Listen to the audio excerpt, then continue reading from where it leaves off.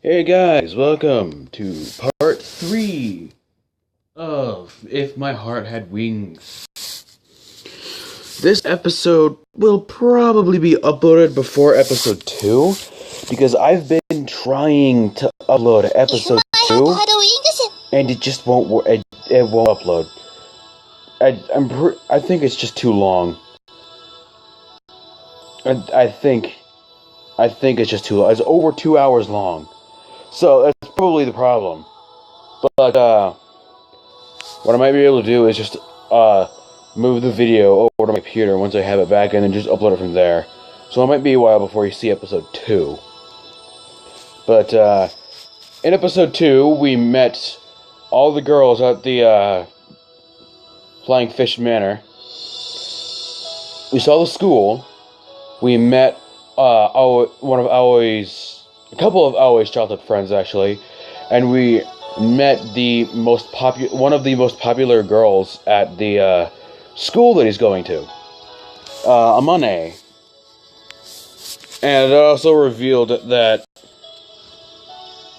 the wheelchair girl is not at all what we thought of her as when we met her on the hill. She's a school skipper, she's an all-around troublemaker, and really kind of a dick sometimes.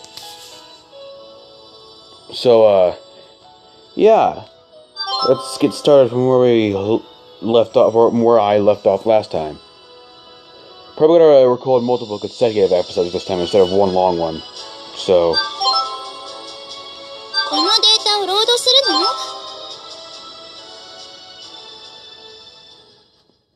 Alright. Wait for it to load. Hold on a moment. As I said as Amane slurped up the last of the Neapolitan with extremely bad manners. Wiping around her mouth with a tissue, she started rummaging through the desk drawer. Where did that thing go? Peeking inside the drawer, I somehow get the impression that Amane is a typical disorganized person. Like me! I just shove everything in my bag. That's all I really do for school. Rather than things being put away, it was more like they were stuffed in. Yeah, that's like my backpack. Oh, here it is, Oh, here it is, that's it. The thing that Amane had taken out was a paper airplane construction kit made using cardboard. Okay, try to make one. Without thinking, Kotori and I looked at each other.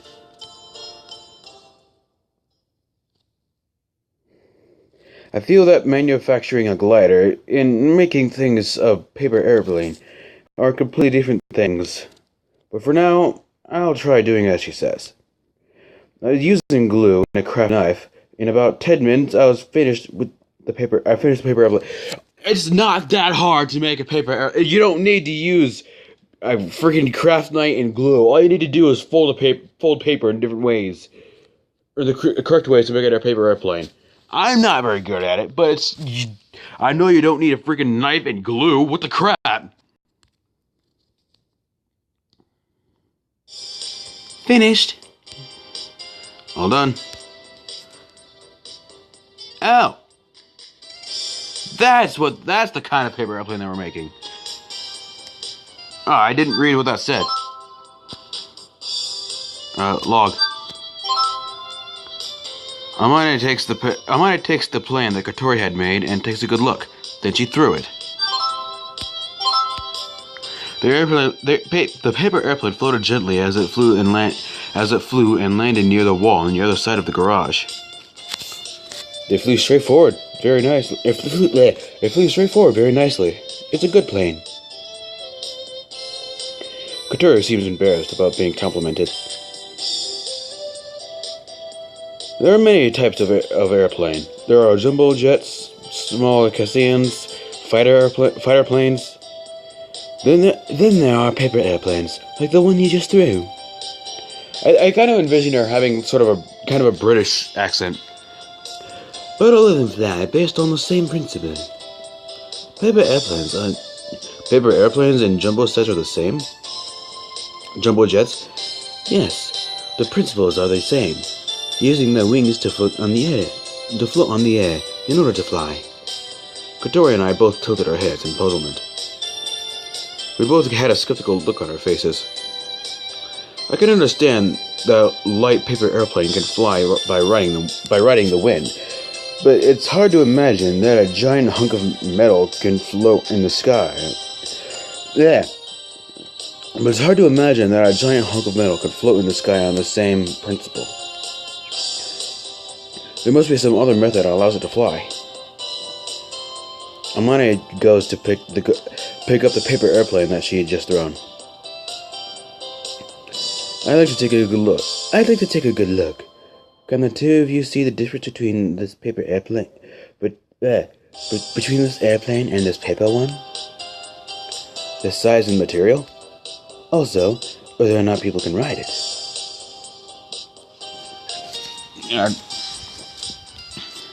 That's right.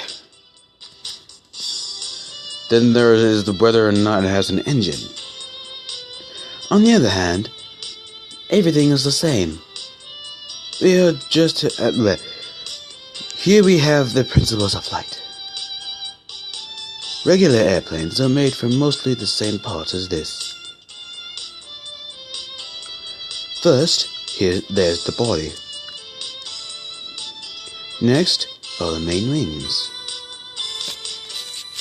The horizontal tailplane, the vertical tailplane, there are a few airplanes that have somewhat quirky shape, but even in those cases, they still have mostly the same parts. Or in other words, that fulfill a similar role. When she puts it like that, I guess she's right. I never paid much attention to it, though. By the way, do you know how an airplane floats in the air?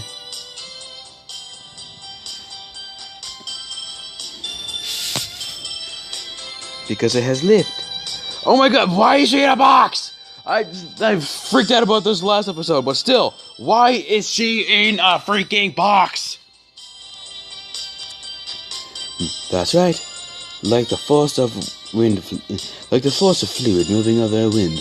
Lift is said that I can words. That's right. Like the force of a fluid moving over a wing. Lift is said to be the vertical component in accordance with the direction of the flow. I look baffled again as Amane smiles a little and rephrases it. In other words, it is the force that makes the wings float up on the air. Lift is created here on the main wings. When the air hits the wings from the front, the air flow divides, going over and under the wings. I can just imagine the wings cutting the air like a blade. At that time, there's a difference between in the speed of the airflow above and below the wing, and the pressure drops on the side that has the faster airflow. That's Brunelleschi's theorem. Money nuts. Standing beside her, I'm a little freaked out as she easily comes out with a word like Bernoulli. I don't even know how to pronounce that. Bernoulli. Bernoulli. I think it's Bernoulli. Feel free to correct me if I'm wrong, but I think it's Bernoulli. What the heck is that? We were taught that in class, right? We didn't learn about that in my school. Maybe. That's why the airplane's wings are designed so that That's why the airplane's wings are designed so that the air flows faster on the upper side. This is in order to lower the pressure on the upper side. By doing this, the pressure on the lower side is higher in comparison, and then the air lifts the wings up. The air lifts the wings up. It's a phenomenon that's hard to suddenly imagine. So that's Bernoulli's theorem? Monday nods as if to say yes. It's kind of what nodding means, it's just going yes. There's one more thing. The air flowing over the top of the wing bends downward because of the wing's surface, causing downforce behind it. As she explains, Amani is drawing a cross-section of a wing. According to that, an airplane's wings are flat at bottom, and the top is shaped like a mountain. So like it is semicircular. How could you be semicircular? Be like a half circle, like a sphere cut in half or something. Apparently, the air on the upper side flows along the raised curved surface, and then bends to flow back downwards. As for the question of why the air flows alongside the raised surface, it can only be said that this is because of nature of the air. Or so it would seem. This downforce, according to Newton's third law, causes the same reaction on the wing, which lifts it in upward direction. The reaction lifts up the wing? When a heavy basketball hits the ground, doesn't it seem like it's floating weightlessly? It's the same as that. Does that mean that the wing drops in the air because the reaction causes it to float? So when the lift exceeds the weight of the airplane can fly through the air. For example, it is the same as a jumbo passenger airliner with a total weight of several hundred tons. Oh my god! Theoretically, that may be so, but I couldn't imagine enough lift to cause several hundred-ton airplane to take off would be created. However, airplanes do actually fly in the sky. The main wings that create the lift and the parts are necessary to make an airplane fly in the sky. I don't know if I understand or not. However, I understand that the main wings are the most important part. Next are the tailplanes. We're just learning about planes this episode, I guess. Next are the tailplanes, of which there are two types, vertical and horizontal. These are added to stabilize the position an airplane when in midair. An airplane floats in midair, which is much more unstable when we humans are standing on the ground. The one going straight down is the vertical tailplane. This stabilizes lateral movement. The ones extending out sideways is the same as the main wings. They are the horizontal tailplanes. These move vertically, in other words, stabilizing the up and down movements of the nose. Without this, even a paper airplane won't fly straight. I see.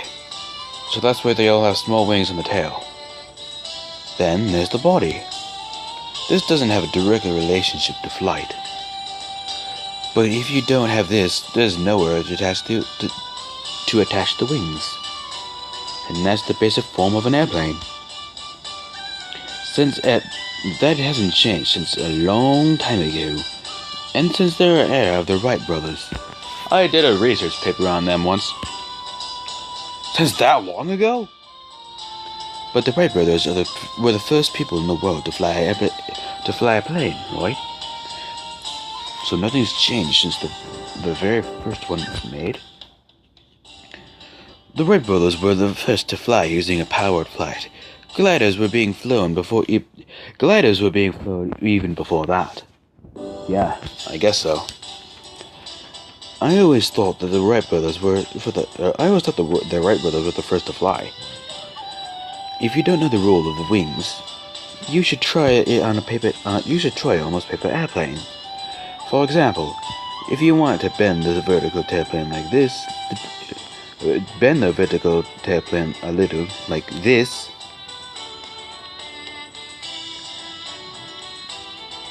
The plane that Amane threw curved gently as it flew. Also, if you want to curve this part of the main wings a little, she bent the left and right main wings so that they twisted at the back. This time the plane twisted as it flew. Yeah, that was pretty interesting. Seeing this, Katori started to adjust the tailplane on her own paper airplane. Watch this! Full of confidence, Katori threw her paper airplane.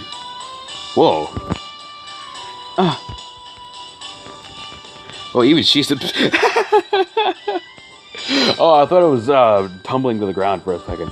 It did a beautiful loop-de-loop before landing. That's cool. It did a loop-de-loop. This paper airplane is really interesting. Katori and I both got really engrossed in adjusting the wings and playing around. Sometimes the paper airplanes displayed some mid-air acrobatics, and other times they didn't fly at all and just crashed to the ground. However, by trying it ourselves, we were able to get a real understanding of the role of the wings. By just changing the shape of the wings a little, you can make them fly in many different ways. Actual airplanes have many smaller wings, such as airlines. I don't know how to pronounce that. The aircraft is controlled by adjusting them. As she explained, Amani moved to the side of the garage.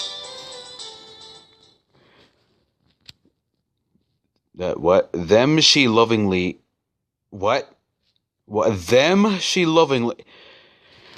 This visual novel has all of the awesome grammar. I think it's supposed to be then, I think. And then she lovingly laid her hand on the glider. This glider doesn't have an engine. It's like a bigger and more robust paper airplane. The only thing that's been added is the cockpit. Katori and I looked at the paper airplanes in our hands, and I imagine writing it and running it and flying through the sky. This is just like the fantasies I envisioned as a kid. The glider in front of me was the real thing. Excuse me. How about it? You just felt like you could make one, didn't you? But it doesn't have an engine, so how does it fly? Paper airplanes gain thrust by being thrown by people. By riding the wind. Both I and Katori gazed at the white aircraft. That day, we saw this flying from Windmill Hill, riding the wind. That expression expresses it so perfectly that the way it flew so smoothly and calmly. Riding the wind. Amane nods happily. Then, by riding rising air currents, you can fly anywhere. Anywhere? Yes, you can even go above the clouds. Above the clouds. Katori looked at the aircraft with an expression of disbelief. Yeah, that kind of hurt my throat, to be honest. Yeah. I also couldn't imagine that this thing was flying above the clouds. Or would fly, I guess. Have you been there? Above the clouds? Well, that's... Suddenly, her mood drops. I assume no! Or if she has, it's probably something terrible happened. I only put it together recently, and finally took it out on a test flight. It was that time.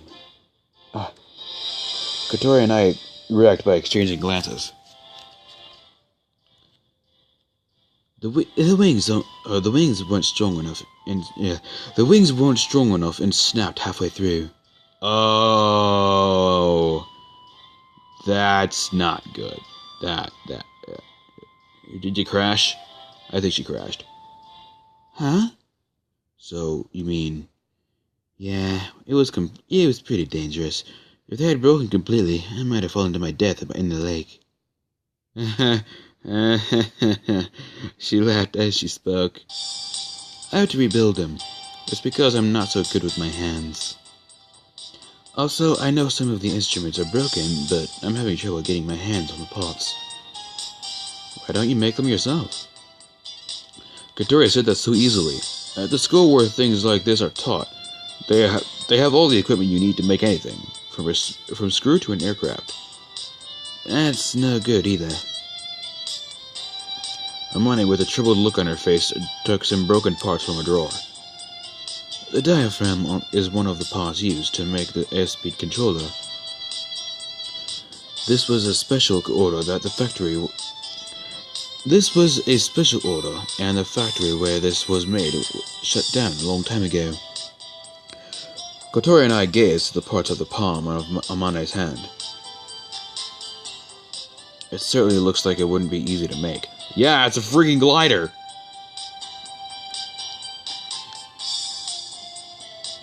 And if it's the kind of thing that can be made in the town factory, there might be something that can be done about it. Amane's eyes light up as I quietly mumble. Really? Well, I don't know until I ask, but I know someone like that. Please, if I don't have this, I'll be in a real fix. Okay, I'll try asking him next time I see him. Can I borrow this? Thank you. This will be the 3rd time you saved me. Whoosh! Whoa! Glomp! Wait, is she about to kiss Aoi?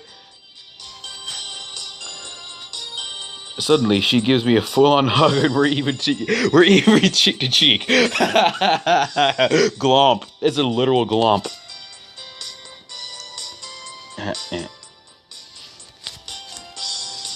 Thank you. You can thank me once. I've actually got it. Yes, I guess you're right.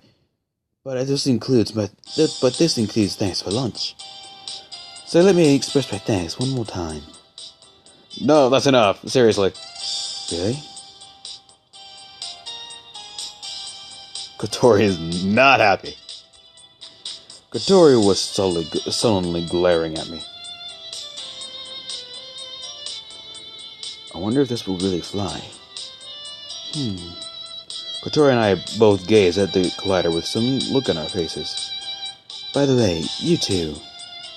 If you're interested in gliders, the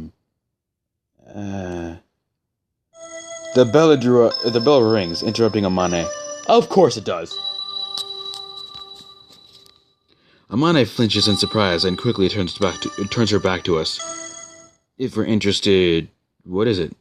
No, it's nothing. Forget about it. Somehow, it seems she's avoiding something. Amane? What? Can I come and see you again? Yeah, of course. If you're interested, come anytime. I have to bring her those parts as well. You too. Come again. Sure. As Kotori nods, Amane grins as she nods back. She's really beautiful but her smile somehow makes her... she's really beautiful, but her smile somehow makes her look like a little kid. Alright, shall I go back to the classroom? Huh? I don't care about my battery right now. On my phone. I started pushing Kotori's wheelchair and decided to start walking. Hey, where are you taking me? The classroom, of course. No, stop. I'm hungry. I haven't had lunch yet. You reap what you sow. I said stop. Hey, don't push me. I brought Kotori with me against her wishes and we returned to the classroom.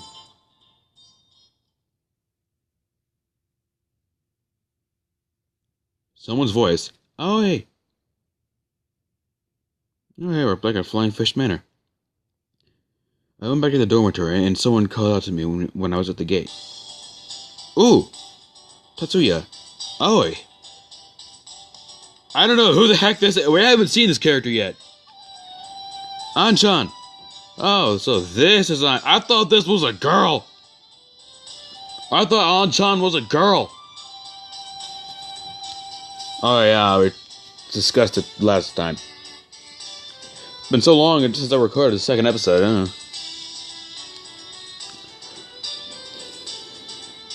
When I saw who it was, my level of enthusiasm went up by 500%. Dead sextupled. Sitting there was An-chan. I was thinking about going to see you tomorrow or somewhen. I wanted to come meet you soon, so I skipped work to come here. It's been a long time, Ollie. An-chan ruffles my hair. Is this like his brother or something? No, it's one of his childhood friends. Hey, stop that, will ya? Completely ignoring my attempts to resist, An-chan gives me a noogie, grinding my hair around and around. That's something an older brother would do. I think it's just an older sibling in general. I think that my hair has probably been messed up pretty badly now. This is Tatsuya Uragashi, commonly known as An-chan. He's a childhood friend of Agiha and mine, and is like a real big brother to us. Yes, I've noticed that. He's much older than us, but we used to play together a lot as kids. Aw, jeez, you're messing up my hair. Sorry. When I remember the past, I couldn't help it. You haven't changed either, An-chan. So the same as before. Hey, that's not a that's not a compliment, is it? Oh, isn't it? Of course. People can't get stuck in a rut. People change, you know.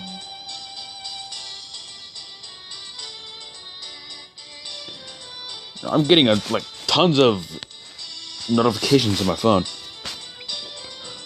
What An-chan says is true, but to me, I'd rather An-chan just stays the same as he is now. As I think about that, An-chan all of a sudden has a kind of look on his face. Is your leg okay now? Yeah, well, enough for everyday life. Okay, something happened to his... In the second episode, I was discussing stuff about, why he can't do physical activity. So, something happened with his leg.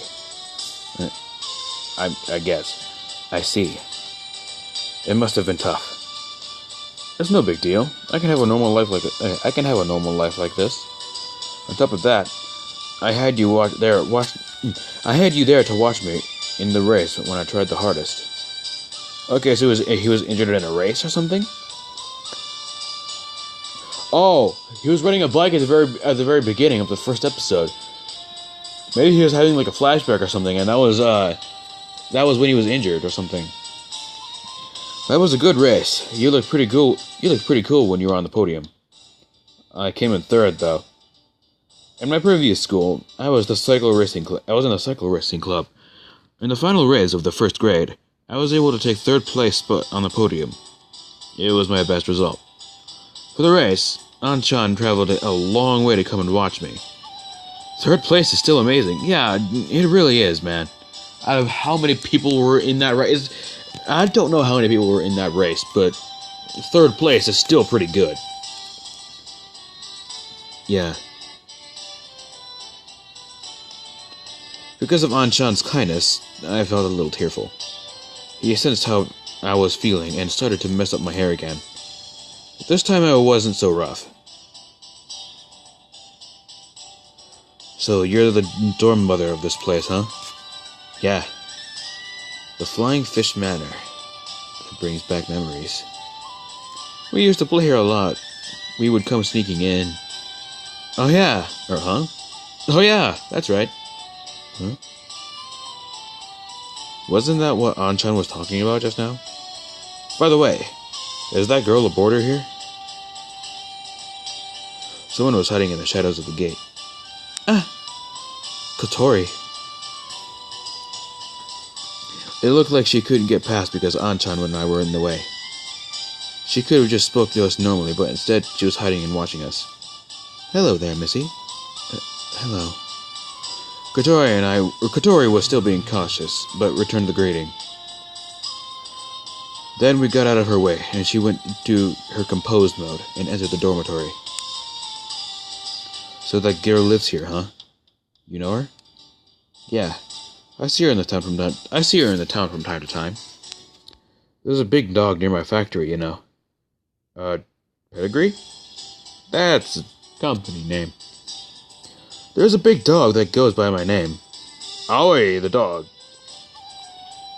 I'm sure it was a Saint Bernard.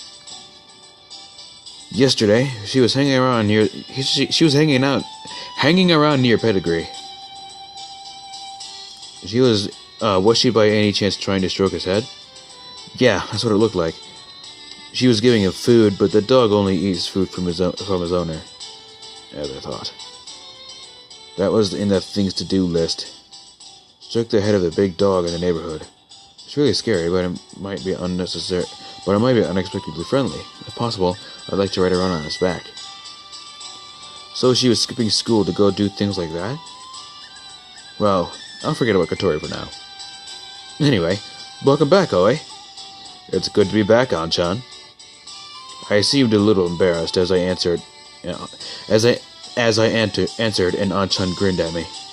If you have any problems, don't hesitate to ask. I'm for your big, something about a big bro. I think that's a good place to end off the episode. So, this has been part 3 of If My Heart Had Wings. And, episode 2 will be up sometime in the future. I don't know when. So, looks like episode 2 is a lost episode for now. But, see ya.